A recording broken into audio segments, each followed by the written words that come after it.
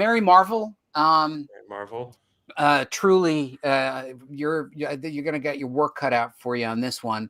Of the Shazam, great character, but then they started to just make these spin-off characters, and then you saw in the second Shazam movie, you were like, oh, I can see why this didn't work.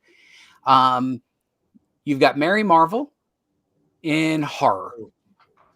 Deanna's face said it all. Deanna, just make that face again. I feel like DC has done to some extent with the Deceased and the vampire, like the Matt Rosenberg vampire stuff has been so good at combining the superheroes and the horror. Mary Marvel. Wow. No, not Mary. Read it the way it was. It was written. Oh, Mary Marvel. Mary Marvel. Mary, well, I mean that could be a horror of a different kind, I guess. Gothic horror, right? It doesn't have to be depending on your views. Depending on your views of marriage. Fair point. Okay, the thing with DC heroes and horror is they've done that so well in recent years. You've gotten vampires, you've gotten zombies. So what is also scary? I would lean into some of the, some of the mythology, I guess. I'm just trying to think, like some of her mythology, like an some sort of supernatural apocalypse, and maybe versus Cthulhu. Go lean into the Lovecraft. I love it. But basically, maybe the rest of the Marvel family is completely decimated because they were not equipped to do. And then she's the only one left.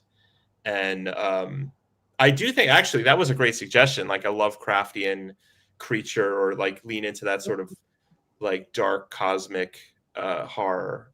And I think one of the things about the Marvel family, and I don't know about the three of you, is that they are the Marvel family.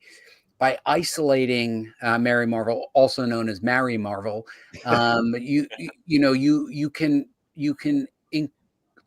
increase the tension, because she no longer has that network, that support system, that family support system, and that in and of itself makes things interesting. Now, I know we have another guest who just is going to be our pop-on guest. We'll break in one moment, but I want to keep on the theme. Mike or Deanna, what do you think about Mary Marvel and horror? I think it's a good combo. I would, as Ethan was saying, I would lean into somewhere like in the whatever the Marvel backstory with the Wizard Shazam is, something that's tied into the evil powers somehow gets into her, and then you could turn that into, then she starts going bad.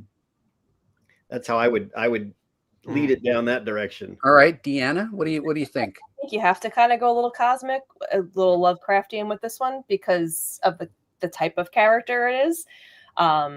You can't do a standard haunted house horror. It has to be something a little bit next level, I think, to match the character that you're talking about. That's why I like that, leaning into taking, look at who you have, who's in your world, and it has to match their world. I think that's awesome.